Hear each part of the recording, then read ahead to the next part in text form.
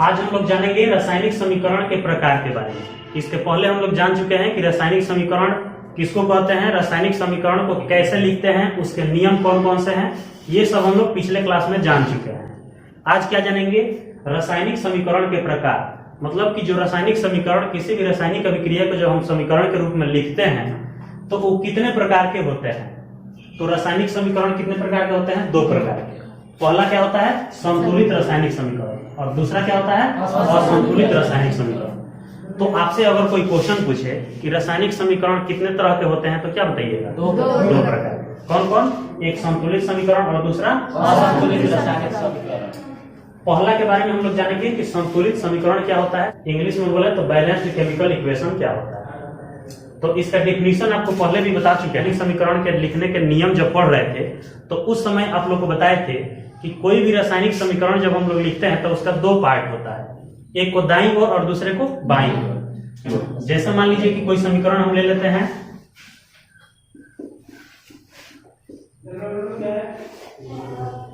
ये एक समीकरण हो गया, इसमें दो पार्ट है, एक है तीर के पहले वाला और दूसरा है तीर के बाद वाला।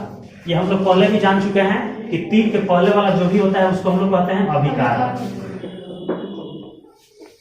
और तीर के बाद वाले को प्रतिफल। तीर के बाद वाले को प्रतिफल कहिए या उत्पाद कहिए, दोनों एक ही बात है।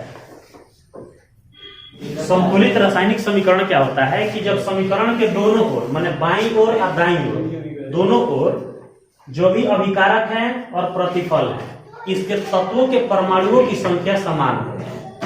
समान का मतलब एक बराबर, तत्वों के परमाणुओं की संख्या कैसा हो, समान हो। समान का मतलब होता है बराबर। तो जब भी समीकरण के दोनों ओर, बाईं ओर और दाईं ओर, किसकी संख्या, अभिकारक की संख्या और प्रतिफल की संख्या, दोनों जब एक बराबर होगा तो उसको कौन सा समीकरण कहेंगे, संतुलित समीकरण। एग्जाम्पल आपको दे दिया जाए कि जैसे एक अभिक्रिया है कि सोडियम की अभिक्रिया क्लोरीन के साथ कराने पर सोडियम क्लोराइड बनता है, जिसको हम लोग साधारण नमक कहते हैं। उसको अगर समीकरण के रूप में लिखना हो तो सोडियम की अभिक्रिया, किसकी अभिक्रिया, सोडियम की, किससे कराने पर, क्लोरीन से कराने पर क्या बनता है, सोडियम क्लोराइड बनता है। अब ये बताइए कि ये समीकरण संतुलित है कि असंतुलित है। ये समीकरण असंतुलित है। क्यों असंतुलित है ये समझिए।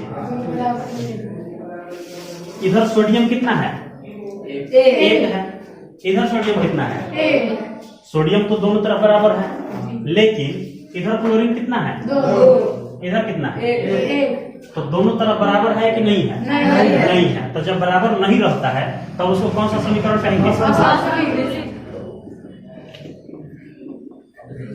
असंतुलित समीकरण। ये कौन सा समीकरण हो गया, असंतुलित समीकरण। जब इसी समीकरण को संतुलित करेंगे तो कैसे करेंगे, 2Na प्लस Cl2 2NaCl। अब बताइए ये समीकरण संतुलित है कि असंतुलित, संतुलित है। क्यों संतुलित है, इधर सोडियम कितना है, इधर कितना है, इधर क्लोरीन कितना है, इधर कितना है। आप कहेंगे इधर तो एक ही दिख रहा है, तो यहाँ एक ही नहीं दिख रहा है, इस सबके पहले क्या लगा है, यहाँ दो लगा है। तो इसका मतलब 2 से Na में भी गुणा है और 2 से Cl में भी गुणा है। तो इसका मतलब इधर सोडियम भी 2 है और क्लोरीन भी 2 है। तो इसका मतलब दोनों कितना कितना है, 2 इधर भी कितना है, 2। तो अब समीकरण कैसा हो गया, संतुलित समीकरण। इसको कौन सा समीकरण कहेंगे, संतुलित समीकरण। संतुलित समीकरण हो गया। ये एग्जांपल समझ गए, दूसरा एग्जांपल समझिए। एक और अभिक्रिया, जैसे मान लीजिए कि हाइड्रोजन की अभिक्रिया क्लोरीन से कराने पर हाइड्रोजन क्लोराइड बनता है या हाइड्रोक्लोरिक अम्ल बनता है। तो उसको अगर हम समीकरण के रूप में लिखेंगे तो हाइड्रोजन का H हो जाएगा और क्लोरीन का Cl2 हो जाएगा। अब दोनों को मिला के क्या बनेगा, हाइड्रोजन क्लोराइड। अब बताइए ये समीकरण संतुलित है कि असंतुलित है, असंतुलित है। क्यों असंतुलित है, क्योंकि हाइड्रोजन इधर कितना है, एक है, और इधर कितना है, इधर क्लोरीन कितना है, इधर कितना है। तो इसका मतलब कि दोनों तरफ बराबर करना पड़ेगा ना। तो बराबर करने के लिए हम लोग क्या करते हैं, या तो इधर बढ़ाना पड़ेगा और नहीं तो इधर घटाना पड़ेगा, और नहीं तो इधर बढ़ाना पड़ेगा उधर घटाना पड़ेगा। तो हम लोग क्या करेंगे, इधर अगर 2 लिख देंगे तो हाइड्रोजन इधर कितना हो गया, 1 हो गया। इधर कितना हो गया, 2 हो गया। तो यहाँ भी 2 लिख देंगे तो हाइड्रोजन कितना हो गया, 2। इधर कितना हो गया। इसका मतलब कि हाइड्रोजन क्या हो गया, बराबर हो गया। इधर क्लोरीन कितना है, 2। इधर कितना है, 2। इसका मतलब क्लोरीन भी क्या हो गया। अब ये कौन सा समीकरण है, संतुलित समीकरण। ये कौन सा समीकरण हो गया, संतुलित समीकरण। आप समझ गए। चलिए, तो संतुलित समीकरण समझे कि नहीं समझे। अब कौन सा समझेंगे, असंतुलित समीकरण। तो असंतुलित समीकरण क्या होता है कि जिस समीकरण में समीकरण के दोनों ओर माने अभिकारक और प्रतिफल दोनों ओर तत्वों के परमाणुओं की संख्या असमान हो। समान माने बराबर, असमान माने बराबर नहीं। तो दोनों तरफ क्या होना चाहिए, बराबर नहीं होना चाहिए। वो समीकरण क्या कहलाएगा, असंतुलित समीकरण कहलाएगा। इंग्लिश में क्या कहलाएगा, अनबैलेंस्ड केमिकल इक्वेशन कहलाएगा। जैसे उदाहरण समझिए, हाइड्रोजन की अभिक्रिया क्लोरीन से करा देंगे तो क्या बन जाएगा, हाइड्रोजन क्लोराइड बन जाएगा। यार संतुलित है कि असंतुलित, ये समीकरण क्या है, असंतुलित। क्यों है, क्योंकि इधर हाइड्रोजन कितना है, 2, इधर कितना है, 1, इधर क्लोरीन, इधर 1। इसका मतलब कि इधर 2 है, इधर 1 है, तो दोनों तरफ बराबर है कि नहीं है, नहीं। तो इस समीकरण कैसा होगा, असंतुलित। दूसरा एग्जांपल समझिए, हाइड्रोजन की अभिक्रिया ऑक्सीजन से कराने पर जल बनता है। हाइड्रोजन की अभिक्रिया ऑक्सीजन से कराएंगे तो क्या बनेगा, जल।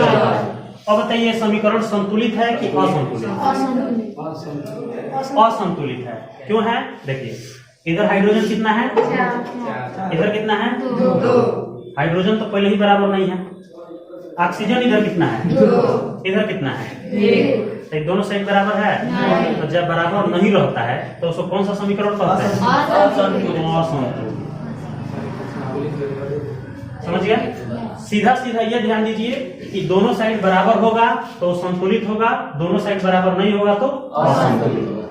संतुलित असंतुलित समझ गया, किसी को कोई दिक्कत नहीं।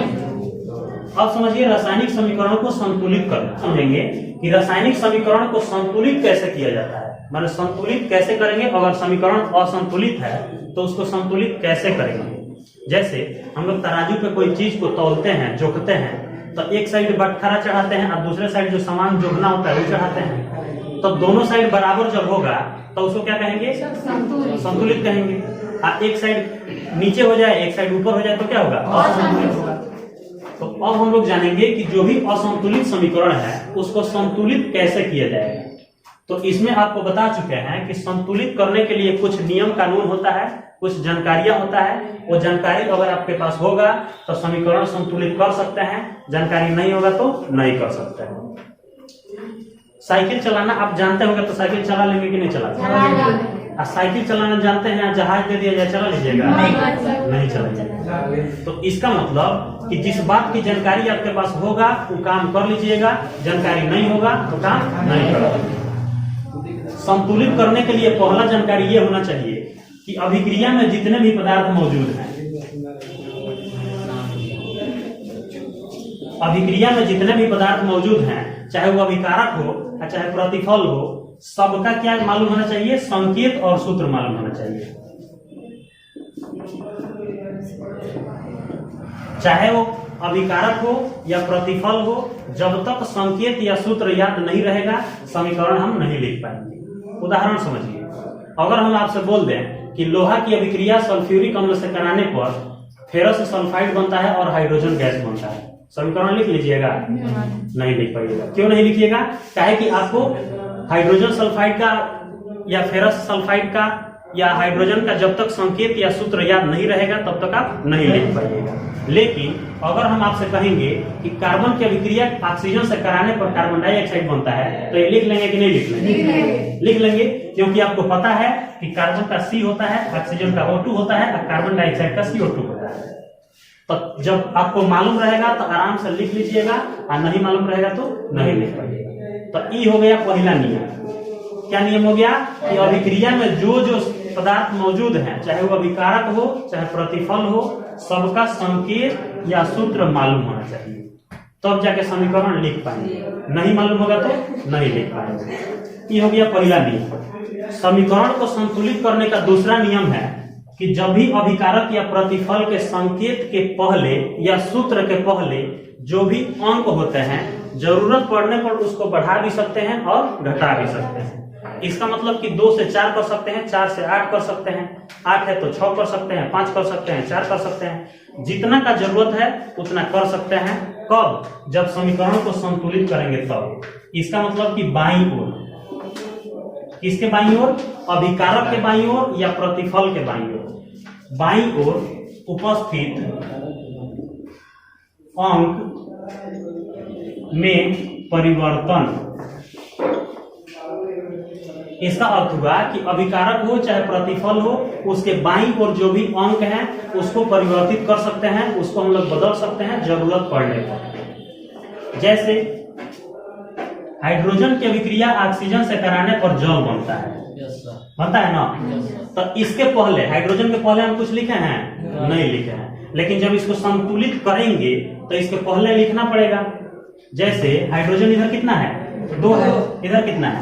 2 है। ऑक्सीजन इधर कितना है? इधर कितना है? इसका मतलब ये समीकरण संतुलित नहीं है। तो संतुलित करने के लिए बाईं वाले अंक को बढ़ाना पड़ेगा या चाहे घटाना पड़ेगा। जैसे अगर यहाँ हम 2 लिख देते हैं तो हाइड्रोजन कितना हो गया? 4। इधर कितना हुआ? 2। तो काम गड़बड़ हो गया। तो इधर भी को करना पड़ेगा, 4 करना पड़ेगा। तो यहाँ भी क्या लिखेंगे? तो इधर हाइड्रोजन कितना हो गया? 4। इधर कितना हो गया? 4। ऑक्सीजन इधर कितना हुआ? 2। इधर कितना हुआ? 2। अब दोनों साइड बराबर है कि नहीं है? तो दूसरा नियम यही कहता है कि बाईं ओर जो भी अंक हैं उसको बढ़ा सकते हैं चाहे घटा सकते हैं। समझे कि नहीं समझे? तो 2 नियम समझ गए। अब तीसरा नियम समझिए।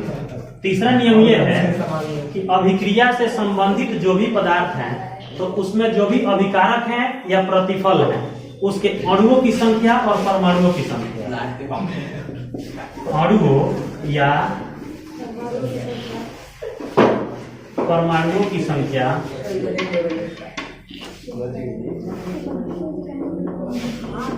ज्ञात होना।